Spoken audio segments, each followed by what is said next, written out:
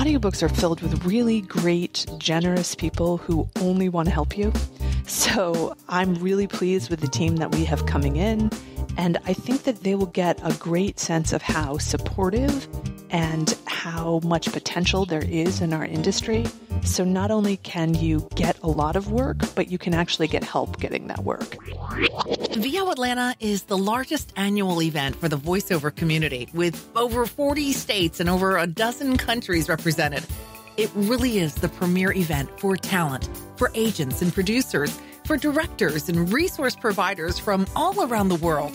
You know, it's also an absolutely amazing place to network, too. The conference kicks off Thursday, March 28th, 2019, and runs till March 31st. I'm Suzanne Lynn, and let's jump into the VO Atlanta podcast. Michele, you're going to be leading the audiobook team, and I mean, what a growing genre, right? It's crazy. Absolutely, yes. We are what we like to call the bright shining light of the publishing industry right now, because we are seeing so much growth in the number of products being produced and the sales of those products. So that's a great place to be. And technology, I mean, changing the way we're consuming books right now, big time. Absolutely. I mean, we've really had a decade of the smartphone, and the smartphone made a big difference. And what we're seeing as a growth area currently is the smart speaker. So you've got your Google Home and your Amazon Alexa that are in your kitchen and in your living room. Those are great devices to listen on and really can open up a whole new world for us. It's kind of like, Alexa, tell me a chili recipe. No, forget it. Read to me, Gone with the Wind. Exactly. While you are making your chili, you are. That's really cool. And I actually heard that, according to Edison, top 3 activities between 7 and 9 p.m. is listening to kids' stories on smart speakers. Yeah, so there's a whole growth potential in the area of children's stories and children's audiobooks in particular that we haven't even seen take off yet. There's, from everything I'm seeing, a lot more growth potential in our industry, which again makes it a nice time to familiarize yourself with how to become an audiobook narrator, because there is so much work and it's a really fun place to be. So what does that mean if somebody goes, man, I would love to do audiobooks? What would their first step be after VO Atlanta? Yes. Well, the first step is really to make sure you have a great audiobook demo, because then you can be sending that out to producers, to publishers, to authors. It's a very different type of demo than you would get for a commercial. It needs to show, your facility with dialogue as well as the tone of your voice. So it's a bit of a different experience than reading a short commercial or animation, things like that. So I'm kind of intimidated when it comes to audiobooks, because in my mind, you have to be able to do all these amazing characters, and I'm kind of a one-trick pony. What do you say about that? Well, then I would start with nonfiction, because a lot of times nonfiction is not going to require you to play, a Russian male having a conversation with a Spanish female, right? Right. It's such talent, and there's so much talent out there. Yeah, we find people who come from a theater background do very well in audiobooks because they're used to playing different characters. But, if you get some training and start with things that are a bit more simple, you can absolutely be successful. And I think one of the nice things we're doing at VO Atlanta is we are specifically talking about, how to get into romance, how to get into nonfiction, so we can help you find a way in and help you target something that's right for you and your voice and your skill set. So when someone comes and they're interested in an audiobook and they're going to take that track in VO Atlanta, are you going to help them from the very beginning to the basics to getting a demo to next step type of stuff? There's all sorts of different classes. So we do have classes specifically on demos. We have X sessions that are the 3-hour sessions, which are devoted to really launching the audiobook career and how to get started from a variety of different perspectives. And we have some classes that focus very much on the acting side of things. So if you are well established with a home studio and you have an audiobook demo, but you really want to sort of raise your game struggling with your audiobook performance, you want to look at that class. So I think there's something for everyone. We try to target some things to people who are really new and some things to people who want to take their audiobook career to the next level. We've talked a lot about people newly getting into the business. What would you say to people who are pretty well educated in this and have a pretty good career going? What would they be able to glean from VO Atlanta? Well, definitely taking a look at specifically the acting areas and the acting sessions. So, for instance, Robin Miles is doing a session called Audiobook Narration from Good to Great. So that's really a chance for someone who has been working in audiobooks to get some fine-tuning in their acting and to really hone in on that skill set that's so important, which is playing different characters and understanding how to actually get into the story. In fact, Scott Brick is doing a session, Put Yourself in the Story. So, wow. Making your narration as unique as you are.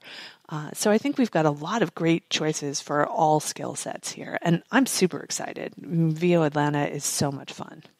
What do you think about the opportunity for VO Atlanta? What would you say to someone about it?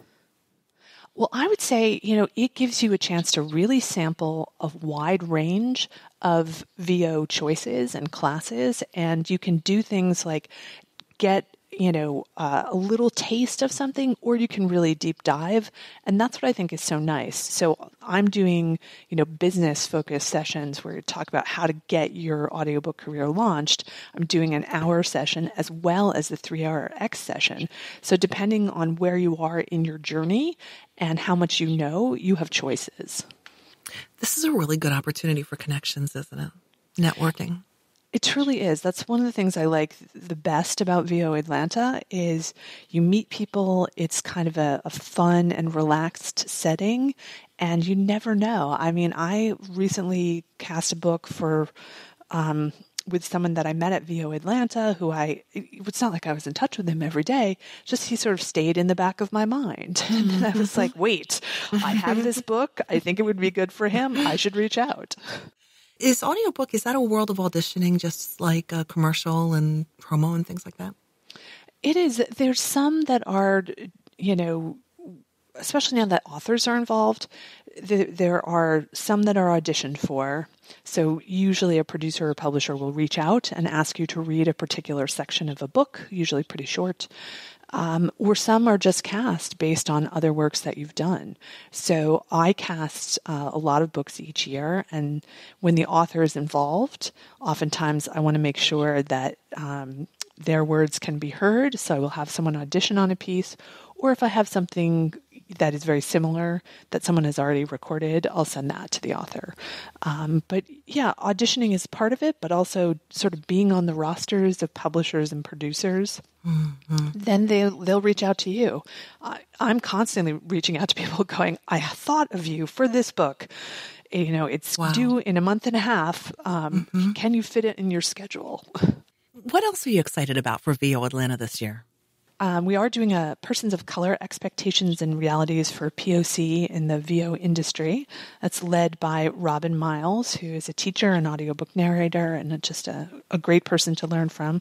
And I'm very pleased that we have Ron Butler and Janina Edwards as well joining in for that panel. So that's a great opportunity for, getting some tips and learning some things, especially in the audiobook world, which hasn't necessarily had a lot of diversity in the past, but is definitely looking for more diversity. This is a great place to get some questions answered and to, meet some people who have been successful doing this. So let's talk about money. Yes. A lot of it comes down to that. It's fun, but everybody's got bills to pay. What would you say to someone who says, that's a lot of work? Does it pay well? Well, you know what? There's a lot of people that make a full-time living recording audiobooks. And if you're working in per finished hour work, you know what the, price you're going to get for the book is going in, and you know how much prep you have to do. So you can have a good sense of how things are going to go for you.